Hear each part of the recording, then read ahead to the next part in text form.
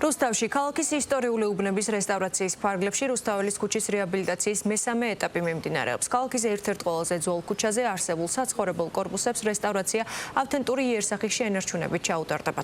ისტორიული ქუჩის რეაბილიტაციის ახალი ეტაპი რუსთაველის 25, 34 და 36 საცხოვრებელი კორპუსების სრულ განახლებას ითვალისწინებს. სამუშაოების დაწყებამდე პროექტი მოსახლეობას ნინო ლაცაბიძემ საქართველოს პარლამენტში რუსთავის დელეგატებთან ერთად გააცნო. სამივე კორპუსის გამაგრება რეაბილიტაციის პროცესი უახლოეს დღეებში დაიწყება.